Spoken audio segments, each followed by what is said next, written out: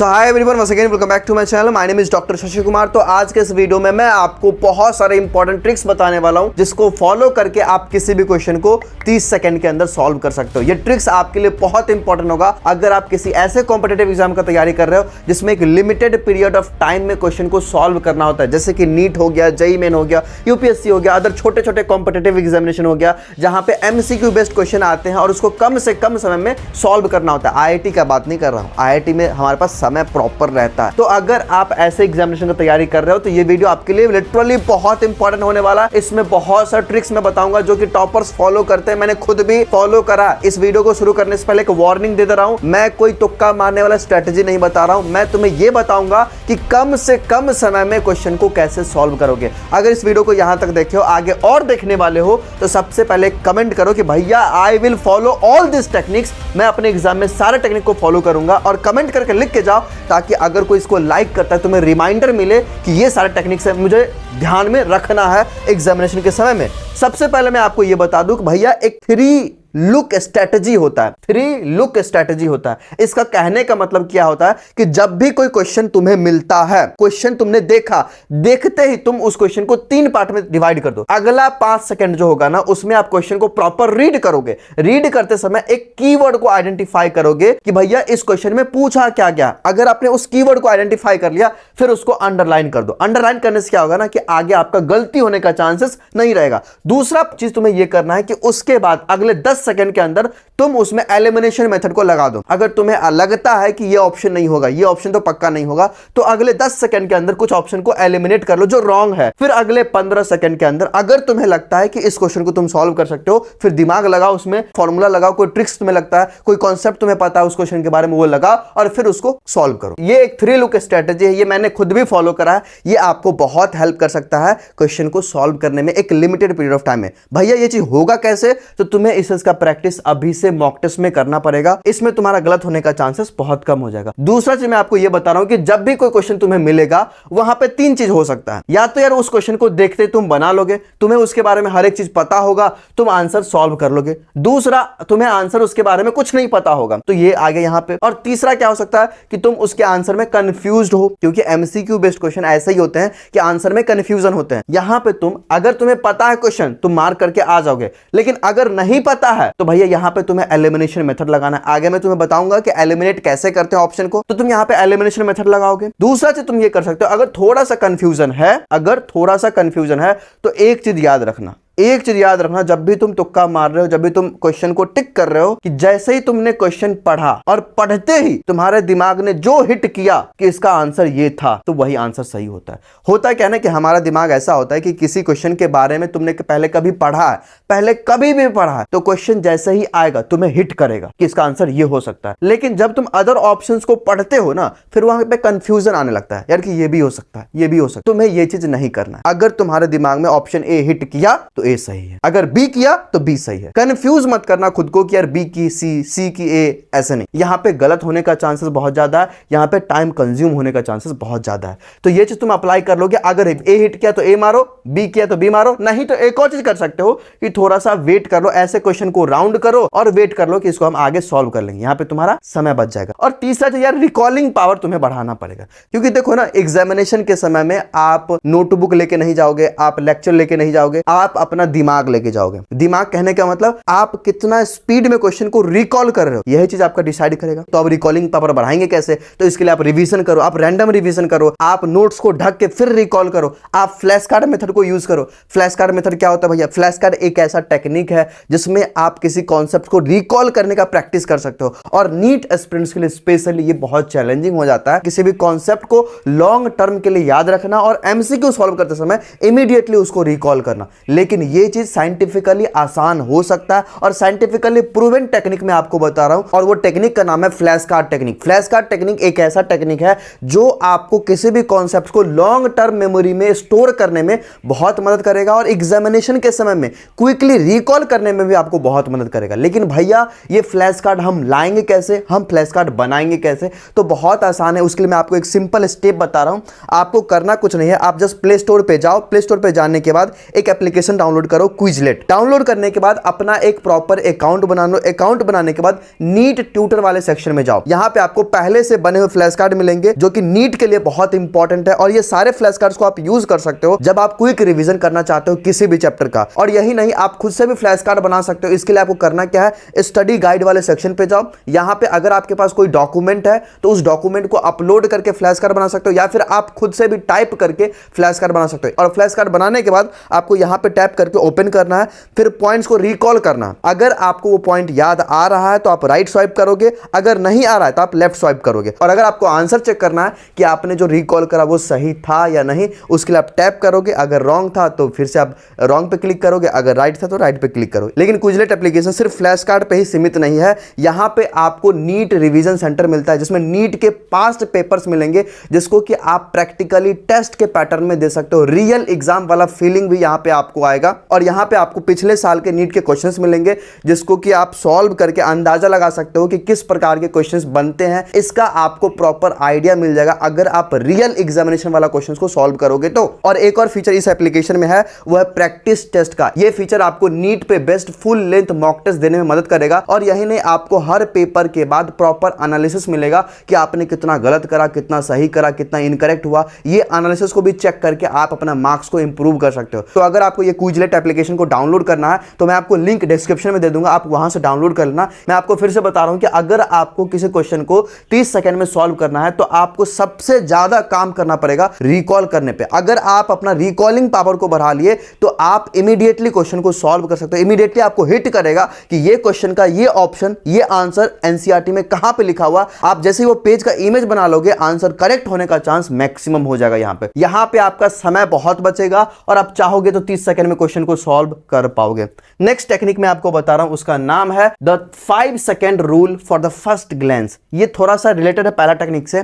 देखो, जब भी आप क्वेश्चन को पढ़ते हो, है ना, कुछ कीवर्ड्स होते हैं, ध्यान सुना, ये कीवर्ड्स होते हैं except, correct, incorrect, proximal, distal, wrong, absent, present, not, true, false. ये कीवर्ड्स हैं। यहां पे हम मैक्सिमम गलती करने का चांसेस यहां पे रहता है। जब भी आप ऑप्शन को पढ़ो ना, ये पार्ट को हाईलाइट करो और सबसे पहले तुम्हें क्वेश्चन के स्टेम को प्रॉपर पढ़ना है, ऑप्शन को नहीं। अगर तुम ऑप्शन को पढ़ोगे तो यहां पे गलती होने का चांसेस रहता है। तो अगर तुमने स्टेम को पढ़ा और उसमें तुम्हें ऐसा कुछ भी दिखा, जैसे कि देख सकते हो ये वाले क्वेश्चन में यहां पे रॉन्ग लिखा हुआ है, यहां पे ट्रू लिखा हुआ है, ठीक है, यहां पे आप देख सकते हो यहां पे करेक्ट लिखा हुआ है, यहां पे इनकरेक्ट लिखा हुआ है। जैसे ये कीवर्ड्स मिले ना तो कंफ्यूज नहीं करना खुद को। 5 सेकंड लगाओ, पहले ये कीवर्ड्स को ढूंढ लो और ढूंढने के बाद देखो फिर इसका आंसर क्या होता है। ये 5 सेकंड का रूल है, ये आपको लगाना पड़ेगा। दूसरा चीज मैं आपको बता रहा हूं कि एक और सिमिलर टाइप के क्वेश्चंस होते हैं जो अलग तरीके से पूछे जाते हैं। स्टार्टिंग के स्टेटमेंट में आपको इनकरेक्ट दिखेगा, फिर मोस्ट एप्रोप्रिएट पूछेगा। यहां पे इनकरेक्ट पूछा, यहां पे करेक्ट लिख देगा कि choose the most correct answer. यहां पे कंफ्यूज हो जाते हैं कि ऊपर में इनकरेक्ट बोला, यहां पे करेक्ट बोला, यहां पे कंफ्यूज नहीं होना। ऐसे क्वेश्चन का प्रैक्टिस अगर आप मॉक टेस्ट में करोगे ना तो यहां पे आप कंफ्यूज नहीं होगे। आपको थोड़ा सा फोकस होकर देखना है यहां पे पूछा क्या गया। आप रिलेट करो, ऊपर वाले इनकरेक्ट को नीचे वाले करेक्ट से रिलेट करो कि ऊपर बोला है इनकरेक्ट क्या क्या है, मतलब कि इस वाले स्टेटमेंट में जो भी इनकरेक्ट है वो हमें ढूंढना है। उसके बाद इस वाले ऑप्शंस में जो करेक्ट है, इसको इसके रिलेटेड जो ऑप्शन करेक्ट है वो हमें ढूंढना है। मतलब कि यहां पे क्या होता है, 2 बार हमें कंफ्यूज किया जाता है। और ऐसे बहुत सारे क्वेश्चन तुमको नीट के पेपर में ऑब्वियसली दिखेंगे जहां पे 2 बार पूछेगा कि ये इनकरेक्ट है ये। जैसे यहां पे देखो पूछा गया ना कि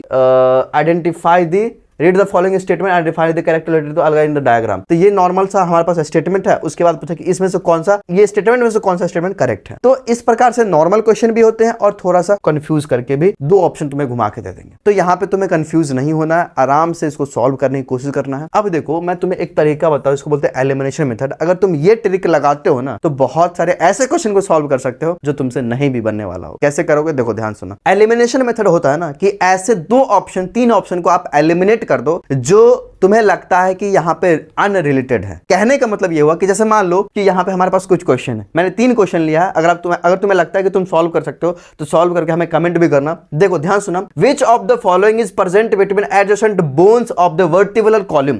वर्टिब्रल कॉलम में एडजेसेंट बोन के बीच में क्या प्रेजेंट होता है। अभी देखो पहला क्वेश्चन क्या है, स्मूथ मसल। तो भैया स्मूथ मसल बोन के बीच में क्या करेगा, तो ये अनरिलेटेड पूरा हो गया, तो इसको एलिमिनेट करो, ये तो पक्का नहीं होगा। ठीक है, अब देखो इंटरकैलेटेड डिस्क, हो सकता है यार डिस्क होता है बीच बीच में, हो सकता है। अब दूसरा क्या है, कार्टिलेज, ये भी हो सकता है कि बोन बोन के बीच में कार्टिलेज तो होता ही है। और तीसरा क्या है, एरियोलर टिश्यू, ये तो हमारा होगा ही नहीं। तो ये दोनों को एलिमिनेट कर दिए, पक्का ये दोनों तो हमारा नहीं होगा, अब होगा तो इसी दोनों में से एक होगा। अगर तुम्हें अब सही से नॉलेज होगा तो तुम कार्टिलेज को मार के आओगे, अगर नहीं नॉलेज होगा तुम ये मार के आओगे। दिक्कत यहां पे है। तो कम से कम यार तुमने दो ऑप्शन को तो एलिमिनेट कर लिया ना, इसको बोलते हैं एलिमिनेशन मेथड। अब तीसरा देखो, एक और question, which of the following is not a connective tissue. थोड़ा यहां पे भी ध्यान देना, नॉट अ मतलब इसमें से कौन कनेक्टिव टिश्यू नहीं है। ध्यान सुना, न्यूरोगिलिया, ब्लड, कार्टिलेज, एडिपोज टिश्यू। यार पक्का हमें पता है कि ब्लड तो है ही, कार्टिलेज तो है ही, तो यहां पे हमने दो सही को तो एलिमिनेट कर लिया है कि ये दोनों पक्का तो है। हमसे पूछा गया कि नॉट अ कौन नहीं है, तो न्यूरोगिलिया के बारे में तो हमें पता है, न्यूरल ट्यूब में होता है। अगर नहीं भी पता है फिर भी देखो एलिमिनेशन मेथड क्या कहता है कि चलो तुमने ये दोनों को तो निकाले, इस दोनों में से तो आंसर नहीं होगा, होगा तो इसी दोनों में से, तो इसको बोलते हैं एलिमिनेशन मेथड। अब आपके पास अच्छे से नॉलेज होगा तो आप ये वाला टिक करके आओगे। यही बोलता है एलिमिनेशन मेथड कि आप एलिमिनेट कर लो ऑप्शन को। यहां पे ध्यान सुना, which of the following is not a function of skeletal system. अब स्केलेटल सिस्टम का फंक्शन क्या क्या नहीं है, तो अब ध्यान सुना, protection of body from heat, अच्छा, स्टोरेज ऑफ मिनरल्स, चलो मान के चलते कि हो सकता है ना, हो सकता है, चलो ठीक है। लोकोमोशन तो है भैया, तो ये तो हम एलिमिनेट कर लिए, लोकोमोशन तो है।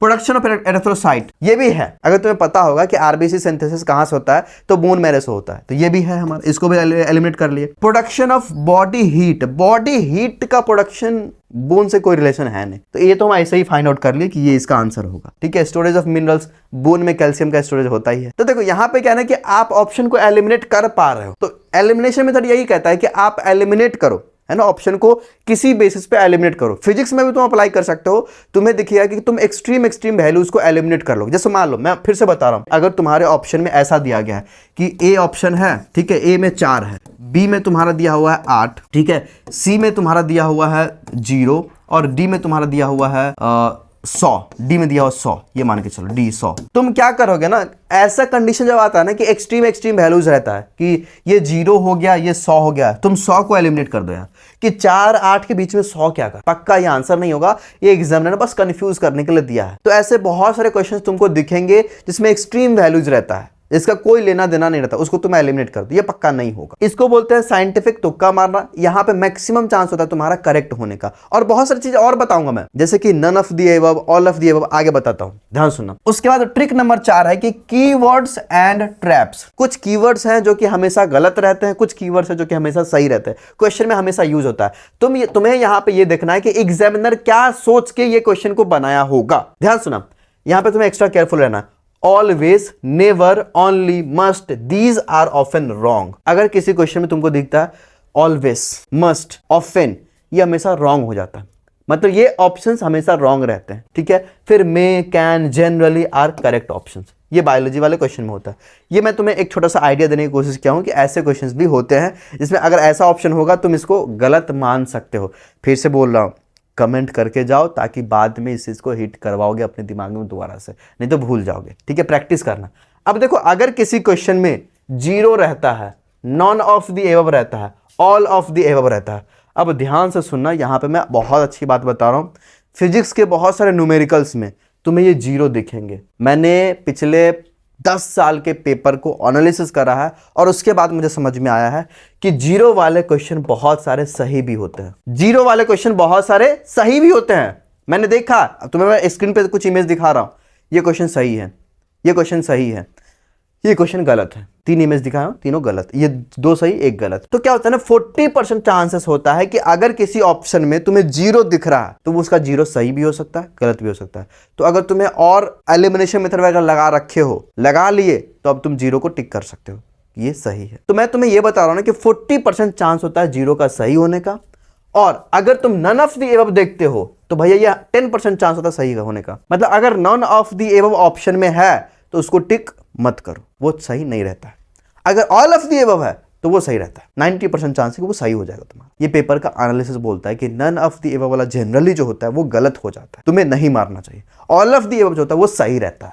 अगर ऑल ऑफ द एबव किसी भी ऑप्शन में दिख रहा है तो थोड़ा सा एनालिसिस करो, तुम मार के आ सकते हो। यहां पे क्या होगा, तुम्हारा समय बचेगा, बस गलत होने की चांसेस कम रहेंगे। नेक्स्ट स्लाइड पे हम जा रहे हैं। नेक्स्ट मैं आपको बता रहा हूं ट्रिक, लॉजिकल गेसिंग कैसे करोगे। अब एक क्वेश्चन है मेरे पास, ठीक है, इस क्वेश्चन में हम क्वेश्चन को प्रॉपर पढ़ेंगे भी नहीं, फिर भी हम एक गेस करने की कोशिश कर रहे हैं, ठीक है, मेरे साथ तुम भी करना। देखो ये क्वेश्चन है, हम नहीं पढ़ेंगे, कुछ नहीं पढ़ेंगे। ऑप्शन इसका नीचे में 9 है, इसके नीचे में भी 9 है, इसके नीचे में भी 9 है, इसके नीचे में, ठीक है, चलो सब में 9 है। थोड़ा सा हम पढ़ने की कोशिश कर रहे हैं। ए बॉडी ऑफ मास 4, चलो 4 है, 4m, ठीक है। सेकेंड बॉडी का मास 2m, चलो 4 और 2 का बात चल रहा है, तो यहाँ पे 1 और यहाँ पे 5 से कोई लेना देना ही नहीं होगा भैया, दोनों 4 और 2 है, तो 1 और 5 एलिमिनेट हो गया, ठीक है। 9 तो कॉमन में, 1 और 5 एलिमिनेट कर दिया। अब रहा बात मेरे पास 4 और 8, तो यही दोनों में से कोई आंसर होगा। 4 और 2 का बात चल रहा है, तो 1 और 5 से कोई लेना देना नहीं है। अब देखो 4 और 8 में से कोई आंसर होगा, मुझे पता है कि यही में से। अब देखो थोड़ा सा यहाँ पे गेसिंग करोगे, क्या बोलता है, लॉजिकल गेसिंग है भैया, ये लॉजिकल गेसिंग। तो आप कोशिश को 4 और 2 को मल्टीप्लाई कर दो, 8/9 इसका आंसर होगा। तुम चेक कर लो, इसका आंसर 8/9 होगा। मैंने क्वेश्चन को पढ़ा भी नहीं, मैंने क्वेश्चन को देखा भी नहीं, ठीक है, बस लॉजिक थोड़ा सा लगाया कि 4 और 2, और इस क्वेश्चन को तुम सॉल्व करोगे ना, तो भैया इतना बड़ा सॉल्यूशन इसका आता है, इस वाले क्वेश्चन का। तो यहाँ पे ये लॉजिक लगा के तुम क्वेश्चन को सॉल्व कर सकते हो। इससे क्या होगा भैया, तुमने 10 सेकंड में क्वेश्चन को सॉल्व कर दिया। अच्छा ये नहीं होगा, ये नहीं होगा, ये बस 10 सेकंड में काम हमारा बन जा रहा है। नेक्स्ट ट्रिक मैं बता रहा हूं आपको, the power of pattern recognition. देखो ये ट्रिक को आपको फॉलो तब करना जब आप मॉक टेस्ट वगैरह को प्रैक्टिस कर रहे हो। तुम्हें अगर मेन फाइनल पेपर में टाइम को सेव करना है, तो क्वेश्चन के पैटर्न को रिकॉग्नाइज करो कि भैया इस चैप्टर से किस पैटर्न का क्वेश्चन आता है। जैसे कि मान लो कोई एक स्पेसिफिक चैप्टर, उससे स्पेसिफिक टाइप के क्वेश्चन आता है, तो उस स्पेसिफिक टाइप के क्वेश्चन को तुम फॉर्मूला याद करके रखो, उसके स्टेप को याद करके रखो। जैसे ही सिमिलर क्वेश्चन तुम्हारे एग्जामिनेशन में आएगा, तुम जस्ट फॉर्मूला लगाओगे, पुट करोगे ऑप्शंस और तुरंत आंसर निकालोगे, ठीक है। तो इस पे क्या होगा ना, तुम्हारा समय बहुत बच जाएगा। तो अगर तुम पैटर्न को रिकॉग्नाइज कर रहे हो कि इस पैटर्न का क्वेश्चन होता है, जनरली इस चैप्टर से पूछे जाते हैं, तो यहां पे तुम समय बचा सकते हो। तो ये स्पेसिफिक पैटर्न को चूज करने का तरीका बोलता है कि आप इस पे काम करो। और नेक्स्ट 8वां ट्रिक बता रहा हूं, solve in reverse manner. Answer को पहले पढ़ो। ट्रिक 8 यही कहता है कि पहले आप ऑप्शन को अच्छे से देख लो, फिर आप जाके क्वेश्चन को पढ़ो। अब देखो कि क्वेश्चन में क्या लिखा हुआ है और ऑप्शन में क्या था, दोनों को रिलेट करो, फिर फाइनल आंसर निकालो। अगर तुम ये वाला ट्रिक को अपनाते हो, तो यहां भी तुम्हारा बहुत सारा टाइम बचने वाला है। नेक्स्ट तरीका मैं आपको बता रहा हूं, वह है अप्रोक्सीमेट मेथड। अप्रोक्सीमेट मेथड ये फिजिक्स में जनरली अप्लाई करते हैं। जैसे देखो बहुत बार होता है ना कि हम क्वेश्चन को सॉल्व करते रहते हैं, क्वेश्चन को सॉल्व करते करते बहुत लेंदी जा रहा होता है, हमारे पास थोड़ा बड़ा सा डाटा आ जाता है। अब उस बड़े से डाटा में हम दिमाग लगा नहीं पाते हैं कि ऑप्शन क्या हम टिक मारें। यहाँ पे तुम अप्रोक्सीमेशन लगा सकते हो, थोड़ा मल्टीप्लिकेशन। जैसे देखो ध्यान सुनना, तुम्हें मैंने बोला कि 9, 8, 9 को मल्टीप्लाई करना है 4 से, ठीक है। तुम ऐसे, उसके बाद तुम्हारा फाइनल आंसर आएगा A, B, C में से कोई एक, ठीक है। अब ये मल्टीप्लाई तुम करने जाओगे तो बहुत बोरिंग हो जाएगा, बहुत लेंदी हो जाएगा। तुम्हें करना क्या, ध्यान सुनो, इसको ना तुम 1000 कर दो, ठीक है। 1000 कर दिए, 1000 करने के बाद तुम मल्टीप्लाई किए 4000, ठीक है, 4000। अब तुम ऑप्शन में देखो कि 4000 के अप्रॉक्स क्या क्या है। अगर तुम्हें एक ऑप्शन मिलता है कि 3, 8, 9, 4 ऐसा ऑप्शन मिला, तो ठीक है, ये इसका आंसर होगा। इसको बोलते हैं अप्रोक्सीमेशन मेथड। यहां पे तुम्हारा क्या हो रहा है, टाइम बच रहा है, तुम्हारा टाइम बच रहा है। यहां पे तुमने अप्रोक्सीमेट कर दिया ऊपर को और मल्टीप्लाई करके ऑप्शन में, ठीक है, ऑप्शन में देख लेंगे, है ना। और ऐसा नहीं है कि ऑप्शन यहां पे भी तुम्हें 3 में ही होगा, यहां पे ऑप्शन तुम्हें 2, 8, 9 ऐसा कुछ रहेगा, है ना। एग्जामिनेशन को भी पता है कि हमें ऐसा ऑप्शन देना है जिसको स्टूडेंट चूज कर सकता है सही से, ठीक है। तो ये अप्रोक्सीमेशन मेथड हो गया। नेक्स्ट मेथड मैं बता रहा हूं जो कि आपका समय बचा सकता है, that is 30 second rule. 30 second rule, forward जाना है। ध्यान सुना, अगर तुमसे कोई क्वेश्चन नहीं बनता है 30 सेकंड के अंदर में, तो उसको मूव करके आगे बढ़ो। अगर तुम उसके पीछे लग गए तो तुम्हारा समय बर्बाद हो जाएगा। मूव कैसे करोगे, तुम्हारे पास 3 ऑप्शन है, स्टार मार्क, सर्कल मार्क, है ना, और क्रॉस। ध्यान सुना, स्टार मार्क वैसे क्वेश्चन होंगे जो तुम फ्यूचर में बना सकते हो। तुम अपने अकॉर्डिंग देख लो यार, तुम अपने अकॉर्डिंग देख लो। ये ऐसे क्वेश्चन हो सकते हैं, स्टार मार्क ऐसे क्वेश्चन को करो जो तुम बना लोगे, बन जाएगा तुमसे। ये हो गया ऐसे क्वेश्चन जो तुमसे बिल्कुल बनेगा ही नहीं, है ना। ये हो गया ऐसे जिसमें कंफ्यूजन है, कुछ भी ऐसा हो सकता है। अपने अकॉर्डिंग ऐसा मार्क चूज कर लो। अगर 30 सेकंड के अंदर क्वेश्चन तुमसे नहीं बना तो ये मार्क करके आगे बढ़ो। फ्यूचर में हो सकता है मेरे मित्र, तुम्हें किसी न किसी क्वेश्चन से हिंट मिल जाएगा कि इस क्वेश्चन का आंसर ये था। ये तरीका भी बहुत इंपॉर्टेंस को अपना सकते हो। नेक्स्ट तरीका है डायग्राम एंड विजुअलाइजेशन मेथड का। अब ये लास्ट तरीका है जो कि बहुत इंपॉर्टेंट है।